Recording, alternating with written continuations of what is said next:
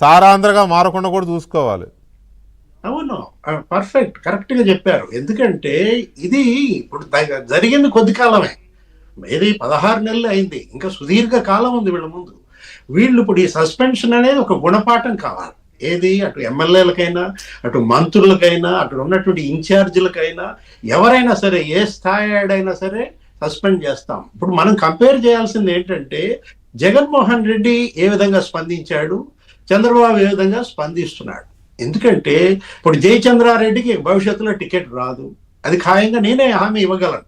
ఎందుకంటే కానీ మరి కాకాని గోవర్ధన్ రెడ్డి, ఏది మీరు కాకాని గోవర్ధన్ రెడ్డి అఫిడవిట్ చూడండి వెంకటకృష్ణ గారు, 4 కేసులు దీని మీదే ఉంటాయి. ఏది ఏపీ ఎక్సైజ్ యాక్ట్ ప్రకారం క్రైమ్ నంబర్ 40, పిఆర్ నంబర్ 39, 36, 27. కానీ అతనికి టికెట్ ఇచ్చారు. అసలు ఇది బిగిన్ అయింది మీకు తెలుసు వెంకటకృష్ణ గారు, సర్వేపల్లిలో గోవా నుంచి ఒక నకిలీ మద్యం తీసుకొచ్చి 2012-13లో సంగతి చెప్తున్నాను నేను. అనేక మంది చనిపోయారు. దానిపైన సోమిరెడ్డి పెద్ద ఫైట్ చేశాడు. ఏది కాకాని గోవర్ధన్ రెడ్డి ఆ కేసులో 8వ నిందితుడు అనుకుంటాను. అలాంటి వ్యక్తికి ఎన్ని మాట టికెట్ ఇచ్చారండి? రామిరెడ్డి ప్రతాప్ కుమార్ రెడ్డి, అప్పట్లో అతని పైన ఆరోపణలు, ఇప్పుడు కూడా రామిరెడ్డి ప్రతాప్ కుమార్ రెడ్డి పేరు వినపడింది మనకి ఈ స్కామ్ లో కూడా. ఇప్పుడు ఒకటి, జయచంద్రారెడ్డి ఇవాళ పెద్దిరెడ్డి కోవర్టుగా పార్టీలో చేరాడా, టికెట్ ఇచ్చారా, ఏదైనా వేటు పడింది. దీన్ని ఇవాళ ఒక గుణపాఠంగా తీసుకోవాలి, వాస్తవమే. కానీ ఒకటి ఇక్కడ మనం తీసుకోవాల్సినటువంటి దాంట్లో, ములకల చెరువు మరి అక్కడ తీగ లాగితే డొంక తెనాల్లో కదిలిందన్నారు. ఇప్పుడు తెనాల్లో కొడాలి శ్రీనివాసరావు, అన్నాబత్తుని లాజిస్టిక్సా? గమ్మత్తు ఏంటంటే డికార్ట్ లాజిస్టిక్స్, లేకపోతే Nikhilananda logistics, next Chevireddy Mohit Reddy logistics, Ambati logistics, Karumuri logistics, దగ్గర ఈ లాజిస్టిక్స్ పేరుతోనే వెంకటకృష్ణ గారు 400 కోట్ల స్కామ్. ఏది అప్పట్లో ఒక కేసు రవాణాకి ఏది డిస్టిలరీ నుంచి ఆ మద్యం దుకాణానికి 13 రూపాయలు ఇచ్చేవాడు, దాన్ని 32 రూపాయలకు పెంచేశాడు జగన్మోహన్ రెడ్డి. సరే, అటు ప్రభుత్వ డబ్బులే కాదు, వీళ్ళు సరఫరా చేసింది ఏంటి? ఈ కల్తీ మద్యం. అంటే ఇప్పుడు ఆఫ్రికా ఆంధ్ర లింకుల గురించి మీరు మాట్లాడారు. ఇప్పుడు ఎక్కడున్నాడు అతను? ఎవరు?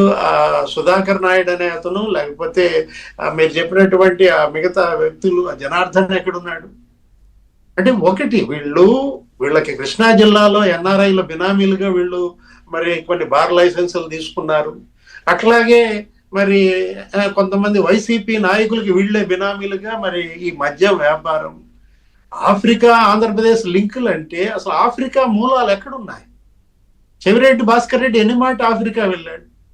పెద్దిరెడ్డి రామచంద్రారెడ్డి మరి అక్కడ వ్యాపారాల పరిస్థితి ఏంటి? పెద్దిరెడ్డికి జయచంద్రారెడ్డికి ఉన్న లింకులు ఏంటి?